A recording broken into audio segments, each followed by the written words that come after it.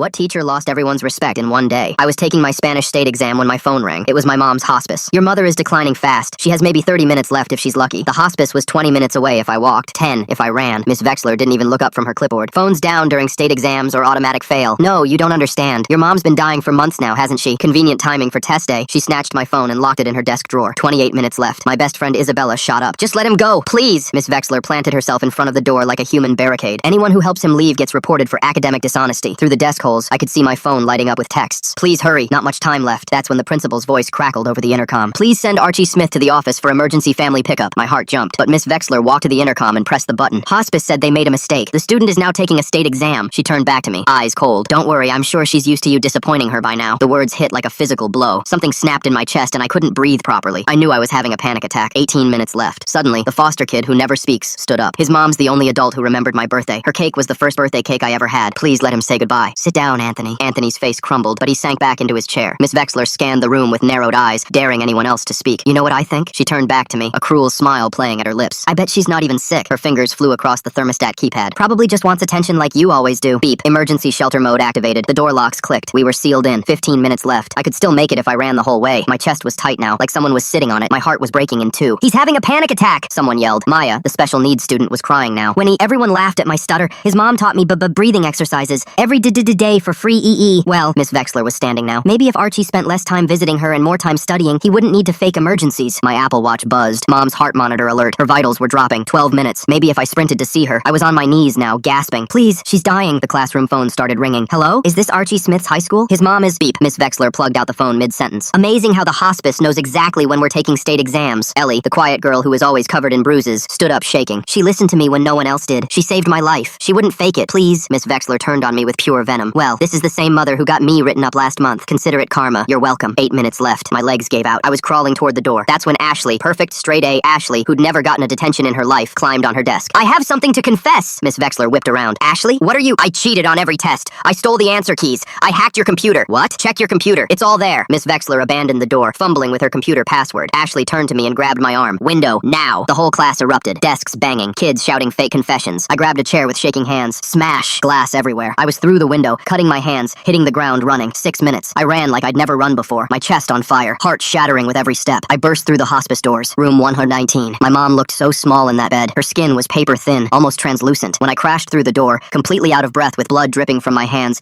her eyes fluttered open. Mom, I love you so much. I'm so sorry She squeezed my hand, gathering every bit of strength she had left. Her lips moved again. I leaned in close. I love. Her mouth formed the shape of U, but no sound came. Her hand went slack in mine. The entire class burst through the door 5 minutes later. They'd all run after me. The foster kid fell to his knees. Isabella was shaking with rage. Even the class clown just stood there, tears streaming down his face. Miss Vexler had stolen my mother's last words. We all knew what had to happen next. Nobody moved for what felt like forever, just standing there in Mom's room while the machines kept beeping even though they weren't connected to her anymore. Isabella's hand found mine and squeezed so hard it hurt, but I didn't pull away because the pain felt better than the numbness spreading through my chest. Anthony dropped to his knees right next to Mom's bed and started sobbing these big, messy tears that made his whole body shake. The hospice nurse came in real quiet and checked Mom's pulse even though we all knew she was gone, then wrote something on her clipboard and said the official time was 3:47 p.m. She looked at me with these sad eyes and pulled out her tablet, scrolling through something before turning it toward me. The call log showed everything. Every single attempt they'd made to reach the school starting at 3:17 p.m., exactly 30 minutes before Mom died, just like they promised. The timestamp burned into my brain like someone branded it there because Miss Vexler had known exactly how much time I had left when she locked that door. My phone started buzzing like crazy in my pocket, and when I pulled it out, there were 12 messages from different people at the school, mostly about how the janitor found the broken window and already called Officer Webb, who was on his way to investigate. My chest got tight again, but this time it wasn't panic. It was something harder and colder that made my hands shake for a different reason. Isabella grabbed my phone and started taking screenshots of everything. The messages, the times, even the missed calls from the hospice that showed up after Miss Vexler took my phone. More kids from class started showing up at the hospice. First just a couple, then more and more until the hallway outside Mom's room was packed with people. Some were crying real quiet, others just stood there looking shocked, and I heard someone say Miss Vexler's name with so much anger it made me flinch. Anthony still hadn't moved from his spot by the bed and kept whispering thank you over and over to Mom like she could still hear him. My phone rang and Amy Gordon's name showed up on the screen, but I couldn't deal with talking to anyone official right now, so I let it go to voicemail. Her message was all careful and professional, saying she heard what happened and wanted to help, but I could hear something else in her voice, maybe guilt or worry about what this meant for the school. Everything felt like it was moving too fast and too slow at the same time, like I was underwater watching things happen above the surface. The principal called next, and his voice through the phone speaker was all measured and careful, asking me to come in tomorrow to give a statement about the incident. The way he said incident instead of what it really was made something hot and angry bubble up in my chest, and I wanted to throw my phone against the wall, but Isabella grabbed it before I could. She knew me too well, knew I'd regret breaking it later when I needed those messages as proof. We stayed at the hospice for another hour while people came and went, some leaving flowers they bought from the gift shop downstairs, others just standing there not knowing what to do. When we finally left and walked through the parking lot, Ashley pulled me aside near the back corner where no one could see us. Her face was all pale and scared when she told me her whole cheating confession was completely made up just to create a distraction so I could get out. She kept wringing her hands and asking if she was going to get expelled, but also saying she'd do it again if she had to. I didn't know what to say because part of me wanted to thank her, and part of me wanted to tell her she shouldn't have risked her whole future for me. Isabella had already started a group chat while we were still in the parking lot and sent a message asking everyone to write down exactly what they remembered while it was still fresh in their minds. Within an hour, my phone had 17 different messages from classmates, all saying the same basic thing about how Miss Vexler locked us in and were ignored the hospice calls. Maya's message was the hardest to read because she typed out exactly how she talked, with all the stuttering, and wrote about how Mom helped her every single day for free when no one else would. The foster home people came to pick up Anthony, but he didn't want to leave, and they had to practically drag him to their car while he kept looking back at the hospice building. That evening, I sat alone in Mom's room at home with all her things the hospice had given me in a plastic bag. Her favorite sweater still smelled like her lavender perfume, and when I held it up to my face, I could almost pretend she was still there. The half-formed word she couldn't finish saying kept playing in my head over and over, that silent U her mouth made but couldn't voice. I folded the sweater real careful and put it back in the bag with her reading glasses and the book she'd been halfway through. Around 8 o'clock, the whole group from class showed up at my door without anyone planning it, and we walked through the neighborhood together, not really talking, but just being there. There's something really strange about Miss Vexler's reaction here. She seems way too prepared for this exact situation, like she knew the hospice would call during the exam. The way she immediately dismissed it as convenient timing, and then claimed the hospice made a mistake over the intercom, makes me wonder what's really driving her actions. Neighbors came out of their houses to watch us pass, and some of them knew Mom from all the kids she'd helped over the years. Mrs. Becker from down the street came out with a casserole dish covered in foil, and didn't say anything, just pulled me into this tight hug that made me start crying again, even though I thought I was all cried out. Back inside, my phone was going crazy with notifications, and when I finally looked at it, there were like 50 messages from kids at the school. Isabella had been texting me screenshots all afternoon of people posting about what happened on Instagram and TikTok, and the comments were already getting wild. Some people were calling Miss Vexler a monster and saying she should go to jail, while others were saying we were probably making it up for attention. Isabella was staying up trying to respond to everyone and keep the facts straight, because some kids who weren't even in our class were adding made-up details about things that never happened. My inbox had this email from someone named Yvette Mendoza, who said she was a district investigator and needed to schedule an interview with me for tomorrow afternoon about the incident. The way she wrote it all formal and official made everything feel way more serious, and I forwarded it to Isabella, who was basically handling everything for me at this point. Then another email came in from the exam board saying our Spanish state exam was flagged as compromised because of the classroom evacuation, and everyone who was in that room would have to deal with the investigation. My whole future felt like it was falling apart along with everything else, and I couldn't even think about college applications anymore. The phone rang, and it was Officer Webb from the police station saying I needed to come give a statement about the broken window and property damage. The way he talked made it sound like I was some criminal who vandalized school property instead of someone trying to see their dying mom, and my hands started shaking all over again. Isabella called me right after and said Amy Gordon had contacted her about Ellie's written statement, and that she was legally required to report suspected abuse to CPS. We all knew Ellie had problems at home with those bruises, but seeing it become this official thing made me feel guilty for not noticing sooner when Mom would have noticed right away. Later that night, I had to sit at the kitchen table with all the hospice paperwork and sign a bunch of forms with the official time of death printed in black ink staring back at me. The hospice counselor was really nice and confirmed they had records of both calls they made to the school, which proved we weren't lying, but it didn't make anything better. The next morning, I had to go back to the school, and Miss Vexler's classroom had a substitute teacher sitting at her desk looking super uncomfortable while everyone whispered about what happened. Walking down the halls was awful because I couldn't tell if people were staring at me because they felt bad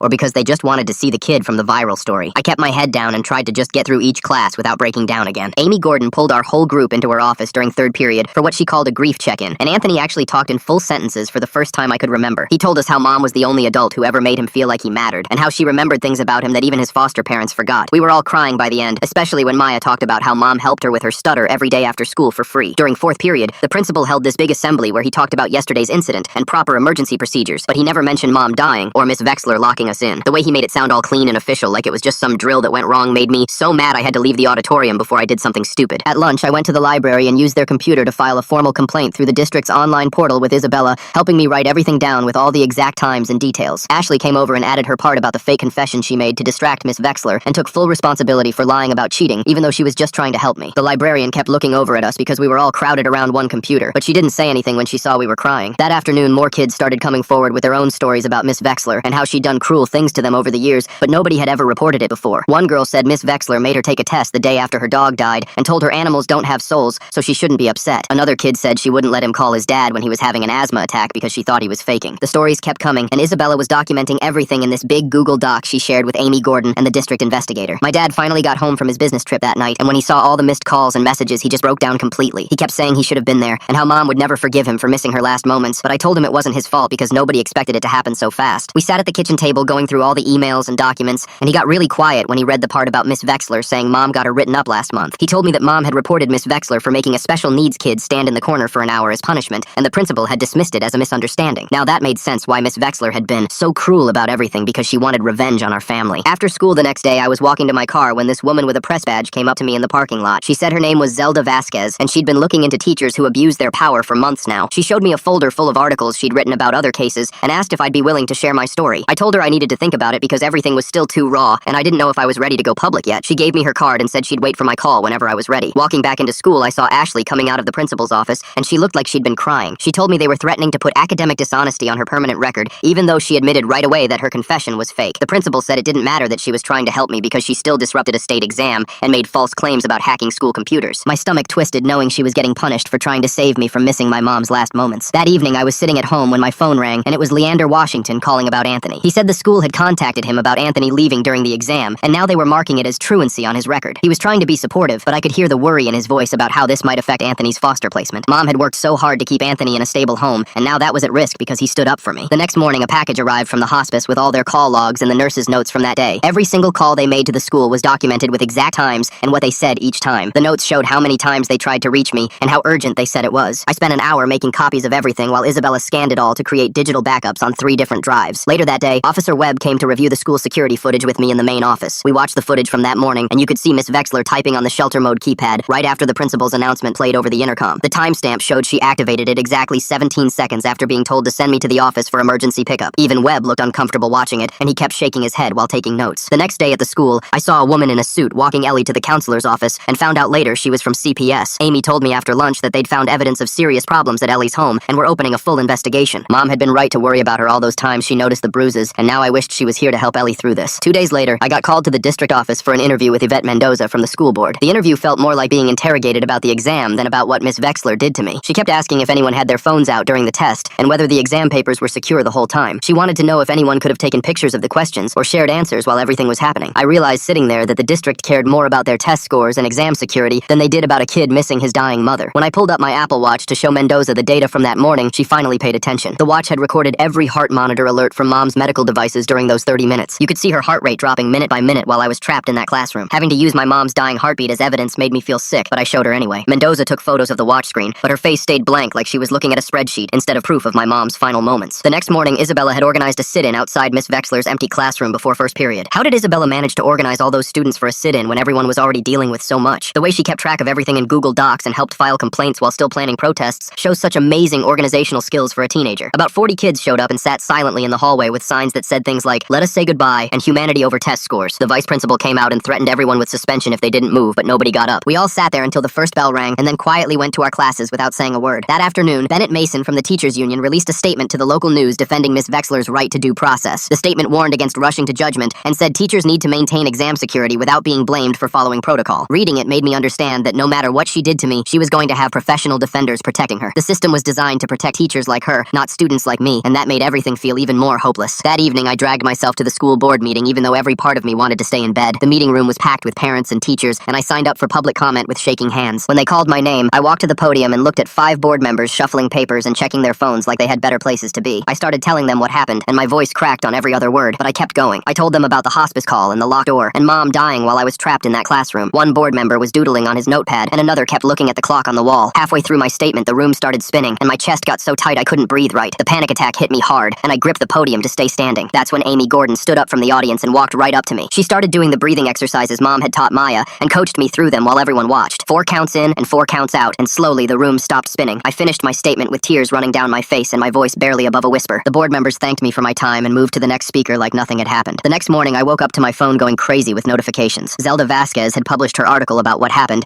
and it was everywhere online and in the local paper. The comment section was a war zone with people calling us spoiled kids who didn't respect teachers, and others sharing their own bad experiences with Miss Vexler. Isabella was screenshotting the worst comments and saving them in a folder she labeled evidence. Some parents were saying we should have followed the rules, and others were saying no rule was worth what happened to me. The arguing got so bad the paper had to turn off comments. My email dinged with a message from the exam board about scheduling my makeup test. The only slot they had was the same day as Mom's funeral, which was in 3 days. I emailed back explaining the conflict, and they said I could take it next month, but it might affect my college applications since scores would be late. Every single option felt like another punishment for trying to see my dying mom. Isabella's mom found out I was trying to handle all the funeral stuff alone and started a GoFundMe without asking me. She wrote about how Mom had helped so many families over the years, and now it was time to help her son. Within 6 hours, it raised $8,000 with donations from families Mom had tutored for free, and kids she'd fed when their parents couldn't afford lunch. I was grateful, but also felt like a charity case, and hated that everyone knew I couldn't even afford to bury my own mother. Ashley submitted a formal written statement to the school district explaining she'd lied about hacking Miss Vexler's computer. She included screenshots of her real grades showing she'd never needed to cheat, and explained she only said it to create a distraction so I could escape. Her parents were so mad at her for getting involved that they grounded her for a month and took away her car. A letter came from Officer Webb saying I needed to pay $200 for the broken window or do 20 hours of community service. The fact that I was getting punished for breaking a window to see my dying mother made me so angry,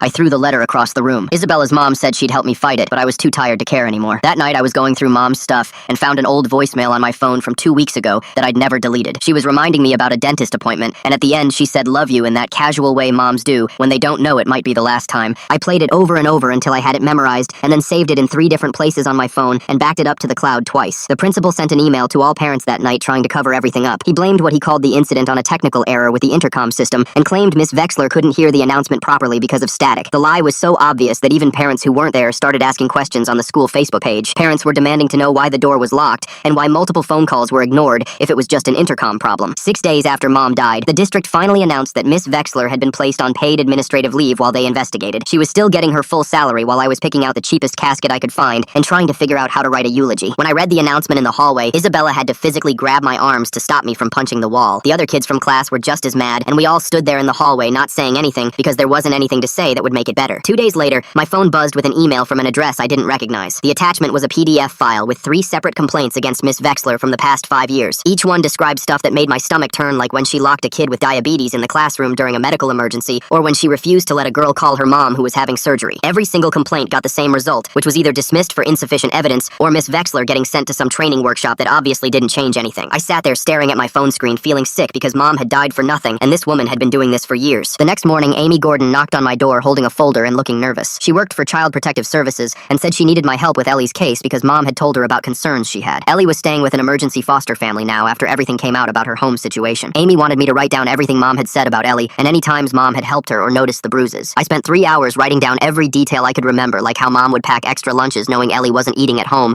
or how she taught Ellie breathing exercises when she had panic attacks. Writing it all down made me realize how much Mom had been doing behind the scenes for kids who needed help. That afternoon, our whole class met at the community center where this older lady who was a notary was waiting with a stack of legal forms. Everyone had to write their own affidavit about what happened that day in the classroom. Anthony sat in the corner writing page after page about Mom and how she was the only adult who ever remembered his birthday and made him feel like he mattered. His handwriting was all shaky because he kept crying and having to stop. Maya wrote about the speech therapy Mom did with her for free every day after school. Even kids I didn't know that well had stories about Mom helping them with homework or giving them rides home when their parents forgot to pick them up. The notary kept having to take breaks because she was getting emotional reading all these statements from teenagers about this one woman who had changed their lives. By the time we finished, there were 43 sworn statements about what Miss Vexler did and about who Mom really was. Meanwhile, Zelda Vasquez, who was this reporter that had been following the story, filed a Freedom of Information Act request for all the records from that day. She wanted the intercom logs to prove the principal really did call for me and the thermostat control records to show when shelter mode was activated. She explained that these requests usually took weeks or sometimes months, but sometimes they produced smoking guns that changed everything. I was learning real fast that justice moved way slower than grief. The billing department at the hospice called me in for a meeting about Mom's final expenses, and I walked into this tiny office filled with papers and numbers that made my head spin. The total was more than I'd ever seen in my life, and I just sat there realizing I was 18 years old and had no idea how to handle any of this. The counselor saw me starting to panic and helped me fill out applications for hardship programs and payment plans. She showed me how to submit claims to Mom's insurance, which barely covered anything, and walked me through setting up a payment plan for the rest. I left that office feeling like I was drowning in adult stuff I wasn't ready for, while Miss Vexler was probably at home watching TV. The next day, Leander Washington, who was one of the foster parents Mom worked with, brought Anthony over to my place. We spent the whole afternoon going through this box of photos Mom had kept of all the birthday cakes she made for foster kids over the years. Anthony found the picture of his cake from last year, which was this elaborate superhero theme with his name spelled out in frosting. Miss Vexler getting paid leave while this kid picks out cheap caskets? Something tells me the district knew about those past complaints all along, but kept them buried until this became too public to ignore. He held that photo like it was made of gold, and kept saying it was the first birthday cake anyone ever made just for him. Leander told us Mom had made cakes for 37 different foster kids over the past 10 years, and never charged a single family. We all sat there crying, and it felt okay to cry together about someone who had loved us that much. Then Ashley's parents showed up at the school with some expensive lawyer demanding to meet with the administration. They were threatening to sue the school district for putting their daughter in a position where she felt she had to lie and create a distraction just so I could see my dying mom. The principal actually called me that afternoon asking if I could talk to Ashley's parents and convince them not to sue like I had any control over what they did. I hung up on him without saying anything, because what was there to say to someone who thought I could fix his mess? A week into the investigation, the district suddenly expanded it to include the principal's response to the hospice call. Yvette Mendoza seemed frustrated when she told me the case kept growing and getting more complicated. She kept talking about protocols and procedures while I just wanted to scream that my mom was dead and nothing they did would bring her back. These small victories everyone kept mentioning functioning didn't feel like victories when I went home to an empty house every night. Isabella got fed up with Mendoza's attitude and confronted her right outside the district office with her phone recording. She asked point blank why they cared more about test protocol violations than the actual harm that was caused. Mendoza tried to dodge the question at first, but Isabella kept pushing until Mendoza admitted they were mainly concerned about the state exam irregularities and whether proper procedures were followed. That night, we posted the recording online, and within hours, it had thousands of views and comments from people calling out the district for missing the point entirely. The next morning, someone slipped an envelope under my door with no return address. Inside was a copy of the technical manual for the exact model of thermostat in our classroom. The pages about emergency shelter mode were highlighted, showing it required a specific 5-digit override code to activate, which proved Miss Vexler had deliberately locked us in, instead of it being some accident like she was claiming. The evidence kept piling up, but nothing seemed to change, and Miss Vexler was still getting paid while I was trying to figure out how to pay for a funeral. 2 days later, a thick envelope from the school district showed up, and inside were the FOIA documents Zelda had requested weeks ago. But something was wrong, because right where the principal's announcement should have been, there were just blank pages with timestamps missing from exactly 10:47 to 10:52 a.m. Zelda came over that night and spread all the papers across my kitchen table, pointing at the gaps with her pen, and explaining how this kind of selective deletion never happens by accident, and someone had to deliberately remove those specific minutes from the official record. She photocopied everything and added it to the growing folder of evidence we were building, even though it felt like collecting proof of a crime nobody wanted to prosecute. The pre-hearing conference happened 2 weeks after Mom died, and they packed us into this small conference room at the district office, where some lawyer in a gray suit announced that student testimony would be limited to direct observations, only with no emotional impact statements allowed. Isabella's mom started arguing immediately, saying they were trying to erase the human cost of what happened, but the lawyer just kept repeating the same phrase about maintaining professional standards and avoiding prejudicial testimony. Anthony sat there with his fists clenched while Maya's parents took notes,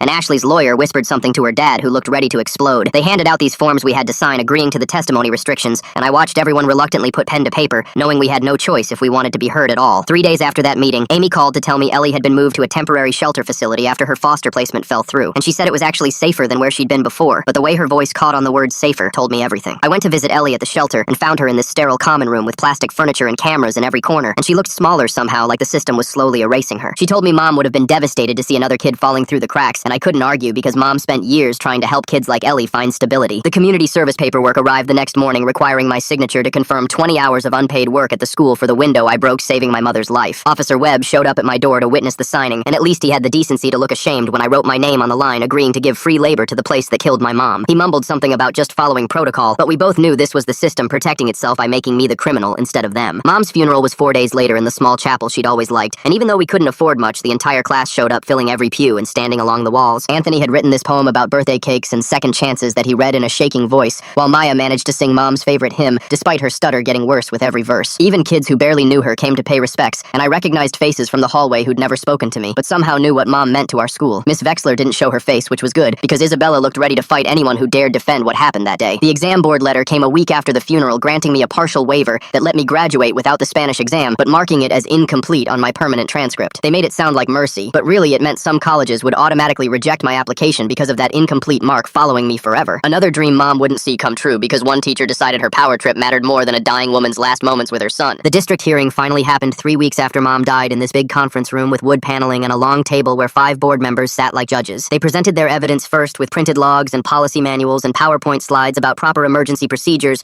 while we sat there with our stories of what actually happened in that room. Mendoza kept talking about precedent and liability concerns while we tried to explain about humanity and basic decency, but you could see the divide in the room between people who saw policies and people who saw pain. The principal testified that he'd followed standard protocol, and the board members nodded, like that mattered more than the fact that he'd lied about my mom's condition to keep me trapped. When they announced their decision a week later, the principal received an official reprimand and 40 hours of crisis management training, but kept his job and his full salary and his pension. The district newsletter called it a resolution and talked about learning opportunities and improved procedures, but everyone knew it was just the system protecting one of their own. Miss Vexler got reassigned to some administrative role at the district office, pending remediation training, which meant she was still getting paid to push papers instead of facing any real consequences. The other students looked at me expecting anger or rage, but I just felt empty because we all knew she'd be back in a classroom within a year, maybe 2. Ashley's parents hired this expensive lawyer who negotiated her down from expulsion to academic probation, even though all she did was try to save my life by creating a distraction. She had to write a 10-page essay about academic integrity, which she showed me later, and the last line said she'd do it all again in a heartbeat, no matter what they threatened her with. 3 weeks later, the school board met in the gym, and I sat in the back row watching them vote on new safety rules. They called it the Henderson Protocol, after some dead superintendent from the 80s, even though Mom was the reason kids would get out alive next time. The board members kept checking their phones and shuffling papers while they talked about override buttons and emergency keys like they invented the idea. My hands were shaking, but I kept them pressed against my legs. 2 days after that, Amy showed up at my house and said we needed to visit Ellie at the group home across town. The place smelled like cleaning stuff and old food when we walked through the metal detector at the front door. Ellie was sitting in this common room with plastic chairs and a TV playing cartoons cartoons, nobody was watching. She looked smaller somehow, but her bruises were gone, and she actually smiled when she saw us. She told me Mom used to bring her sandwiches after school when her dad forgot to buy food again. She said the group home was actually better because nobody hit her here, and she got 3 meals every day. We both knew we'd promised to stay in touch, but wouldn't really do it because that's just how these things work. The next morning, Zelda's article went live on 3 different news sites, and my phone started going crazy with notifications. People I'd never met were calling me a spoiled brat who traumatized a good teacher just trying to do her job. Someone found my Instagram and posted screenshots of me smiling at a party 2 weeks after Mom died, like grief means you can never smile again. Isabella came over and we spent 4 hours blocking accounts and reporting death threats, while more kept coming in faster than we could delete them. Wow, the Henderson Protocol name choice is really interesting. Why would they name safety rules after someone from the 80s instead of the person whose death actually sparked these changes? She made me turn off my phone and we watched stupid movies until I could breathe normal again. That weekend our whole class met in the parking lot with cash they'd collected in a shoebox. Anthony had done car washes, and Maya sold her Pokemon cards, and even the kids who usually didn't care threw in 20s from their parents. We counted $800, which was enough to pay for the window I broke plus paint and supplies for Miss Vexler's old classroom. Nobody talked much while we worked, but everyone showed up with brushes and rollers and drop cloths. We painted the walls this soft blue color and fixed the broken desks and cleaned years of dust off the windows. Someone's mom brought sandwiches, but most of us were too tired to eat. 5 weeks after Mom died, I finally walked into the therapy office Amy had been pushing me toward for weeks. The waiting room had these fake plants and magazines from 3 years ago and forms asking me to rate my sadness on a scale of 1 to 10. How do you put a number on watching your mom die while some teacher kept you locked in a room? The therapist was this quiet guy who didn't try to fix everything in the first session, which was good because I mostly just sat there staring at his certificates on the wall. The next week, my guidance counselor called me in and spread out all these college papers on her desk. She said the incomplete Spanish exam was going to hurt my GPA and maybe cost me the state scholarship I'd been counting on. We spent an hour looking up grants for kids who lost parents and filling out forms that wanted to know exactly how much money Mom left me, which was basically nothing. She kept saying education was the way forward, just like Mom used to say, and I wanted to tell her to stop, but didn't. 6 weeks later, I was lying in bed at 2 in the morning playing that last moment over and over in my head. Mom's mouth making the shape of U, with no sound coming out but her eyes saying everything she couldn't. I finally understood that the words didn't need sound to be real, because love doesn't need perfect pronunciation to count. I could feel what she meant in the way she squeezed my hand, and the way she looked at me like I was the most important thing in her whole world. The next morning, our class went back to the school early to install this small metal plaque by the classroom window I'd broken. It just said, "Every minute matters," because the school wouldn't let us put Mom's name on it, even though everyone knew what it meant. Anthony screwed it into the brick while Maya held it straight, and Isabella took pictures for kids who couldn't make it. The principal walked by and frowned, but didn't say anything because what could he really do now? I heard later that Miss Vexler had to walk past it every morning at her new job at Jefferson Middle School across the district, and I hoped she thought about Mom every single time. Thanks for letting me question things right alongside you. Hopefully my wondering was actually helpful in some way. Until we meet again, like the video. It helps more than you think.